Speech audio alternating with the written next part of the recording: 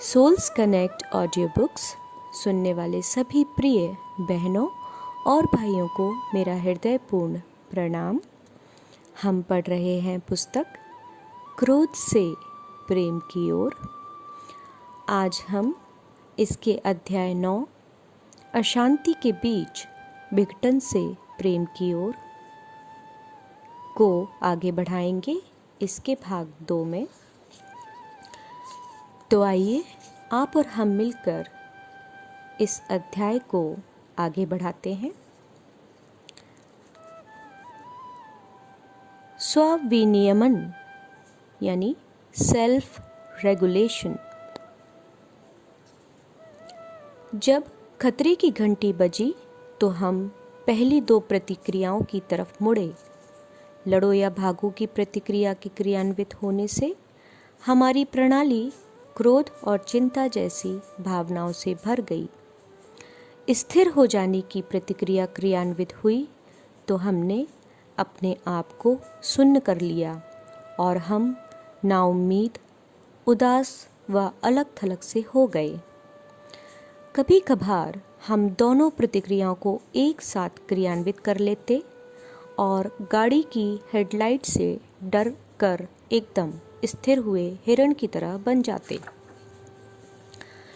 इन दोनों ही प्रतिक्रियाओं ने हमें अपने वेंट्रल वेगल प्रतिक्रिया से दूर कर दिया, जो हमें सुरक्षित और एक दूसरे से जोड़कर रखती थी।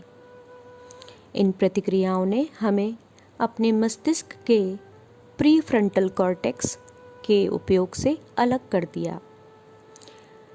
प्रीफ्रंटल कॉर्टेक्स मस्तिष्क का वह भाग है जिसके कारण हम स्पष्ट रूप से सोच सकते हैं, अपनी उत्तेजनाओं को काबू में रखते हैं, औरों के प्रति करुणा महसूस करते हैं, अपने आप को नियमित व संतुलित रखते हैं और नैतिकता की समझ रखते हैं। यह मूलतः वह भाग है जो हमें केंद्रित, तर्कसंगत, विवेकशील और करुणामय बनाता है। ये वे गुण हैं जिन्हें हम मानवीय गुण कहते हैं।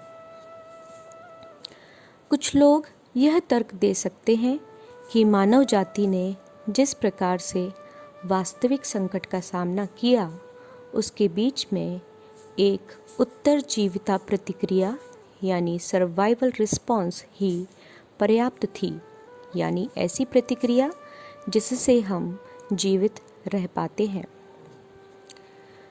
कुछ हद तक यह सही भी है। पहले की दोनों प्रतिक्रियाएं निश्चित और जाने पहचाने खतरों से जूझने के लिए उभरी थीं, जैसे कोई शेर हमारे पीछे पड़ा हो या हमारी ओर कोई हथियार फेंका गया हो। एक अदृश्य वायरस से बचने में यह हमारी कोई मदद नहीं कर सके। असल में लड़ो या भागो वाली प्रतिक्रिया हमारी प्रतिरक्षण प्रणाली यानी डिफेंस मैकेनिज्म पर नकारात्मक प्रभाव डालती है, जिसकी वायरस से लड़ने के लिए हमें कोई ज़रूरत नहीं थी। क्रोधित होना समस्या का निदान नहीं था। क्रोध में लोग अनुचित व्यवहार करने लगे, जैसे कि कुछ देशों ने एशिया के लोगों से भेदभाव किया। चिंतित होना भी समस्या का निदान नहीं था।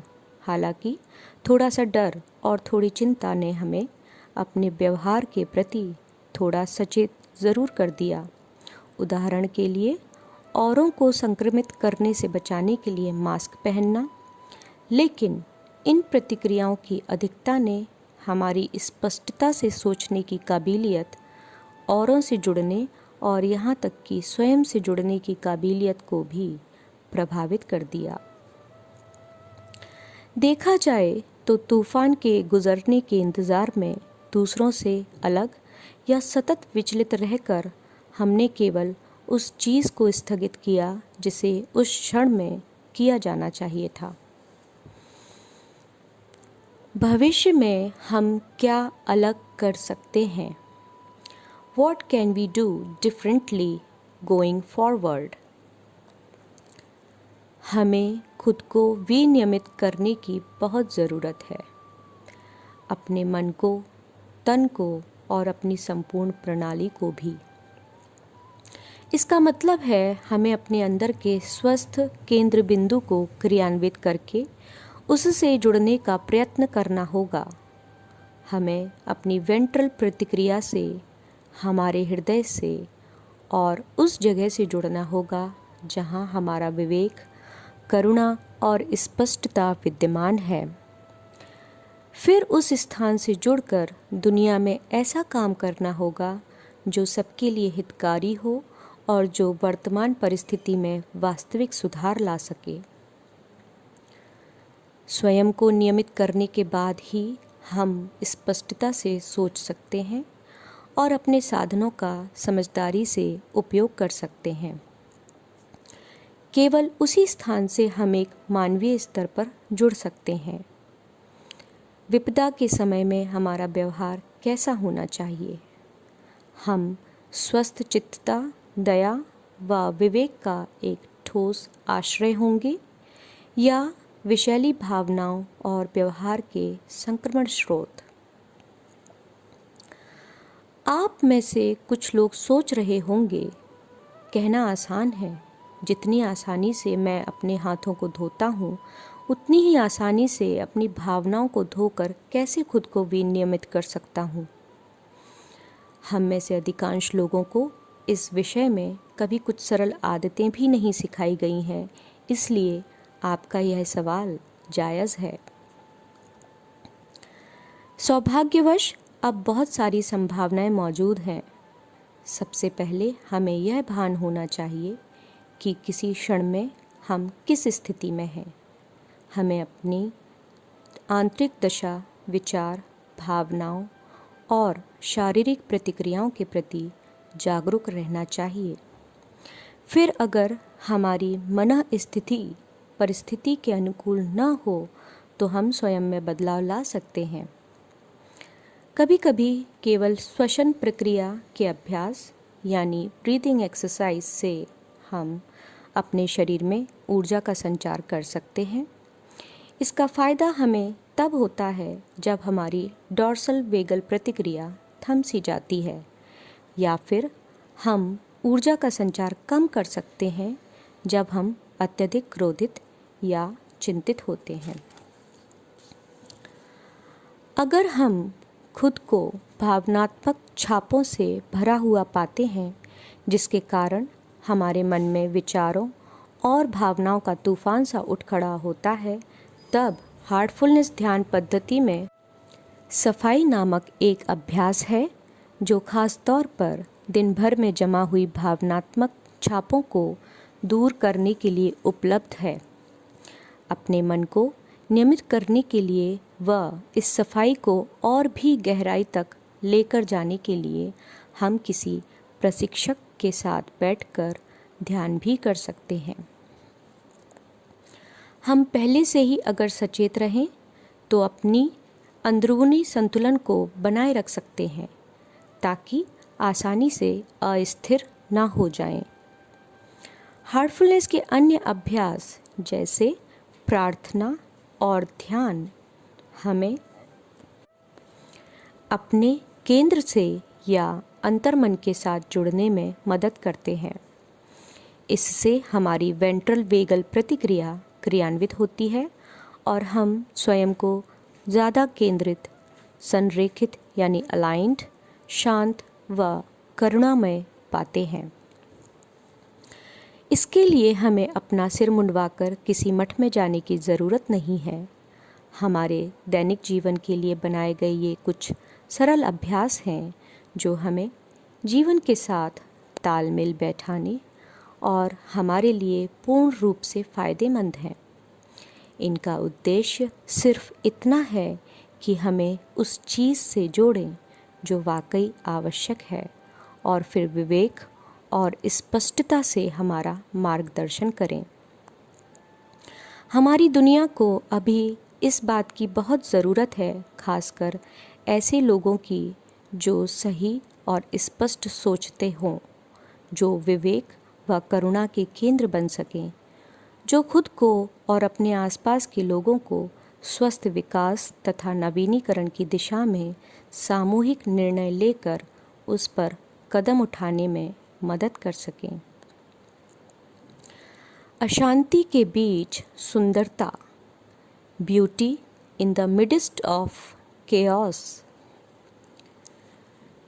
यह सच है कि विपदा अभी भी है, हाँ, अनिश्चितता भी है, तकलीफदायक भावनाएं यानी क्रोध, चिंता, दर्द अभी भी हैं, लेकिन अब नई संभावनाएं भी हैं, कुछ नई शुरुआतें भी हैं, कुछ ऐसे भी लोग हैं जो एक दूसरे की तरफ अपना हाथ बढ़ाकर इसे एक बेहतर दुनिया बना रहे हैं। अगर हम गौर करें तो हमें खूबसूरत उदाहरण भी नज़र आएंगे। रोज़मर्रा की ज़िंदगी में ऐसे व्यक्ति भी हैं जो हृदय से निर्देश लेते हैं, जो कि विवेक का स्थान है। इस अशांति के बीच में भी हमारे पास एक विकल्प है। हम या तो यंत्रवत लड़ो भागो, बेहोश हो जाओ या स्थिर हो जाओ प्रतिक्रिया की तरफ जाएं, या फिर एक क्षण रुककर अपने केंद्र बिंदु तक आकर अपने हृदय से जुड़ें और दुनिया में ऐसे काम करें जिससे अनेक को लाभ हो। यह चयन आपका है। आप क्या बनना चाहते हैं? अशांति और अव्यवस्था का केंद्र बिंदु या फिर प्रेम और विवेक का स्रोत? उत्तर आपके हाथ में, आपके दिमाग में और विशेषकर आपके हृदय में है। अध्याय के अंत में सार रूप में बास्को के सुझाव हैं। महामारी की वजह से हम सब बदल गए हैं और इसका हमारी मानसिक कुशलता पर नकारात्मक प्रभाव पड़ा है। हम सभी मानसिक बीमारी की महामारी में जी रहे हैं। इसलिए अपने हाथों की तरह अपनी भावनाओं को धो डालना सीखें। आपकी भावनाएं आपके आसपास के लोगों की भावनाओं के साथ किस तरह से घुल मिल रही हैं, इसके प्रति जागरूक रहें। आपका स्वायत्त तंत्रिका तंत्र यानी ऑटोनॉमिक नर्वस सिस्टम आपके वातावरण को न्यूरोसेप्शन के द्वारा किस तरह से बारीकी से जांच रहा है, इसके प्रति जागरूक रहें। कुछ अभ्यास। 1. अपनी वर्तमान स्थिति के प्रति जागरूक रहें। 2. उसके बाद खुद को निम्नलिखित अभ्यासों द्वारा संतुलित करें। प्राणायाम, हार्टफुलनेस सफाई, ध्यान एवं स्वयं को केंद्रित करना। हर स्थिति में संभावनाओं की तलाश करें। आपके पास 2 विकल्प हैं, या तो अपने स्वायत्त तंत्रिका तंत्र को प्रतिक्रिया देने दें या फिर एक क्षण विराम लेकर और केंद्रितता के साथ प्रतिक्रिया दें। इस अध्याय को हम यहीं समाप्त करते हैं। आपके समक्ष अगले अध्याय को लेकर हम शीघ्र ही प्रस्तुत होंगे। आपको यह अध्याय कैसा लगा और इस अध्याय में आपको अपने लिए सबसे अच्छा क्या लगा, ये हमें कमेंट करके ज़रूर बताएं। तब तक के लिए आप सभी का हृदयपूर्वक धन्यवाद एवं आभार। कृपया इस चैनल को सब्सक्राइब ज़रूर करें, इसे लाइक करें, ज़्यादा से ज़्यादा शेयर करें और नई नोटिफिकेशन के लिए बेल आइकन को प्रेस करें। अपने सुझाव हमें कमेंट सेक्शन में भेजें। आप सभी का एक बार फिर से धन्यवाद।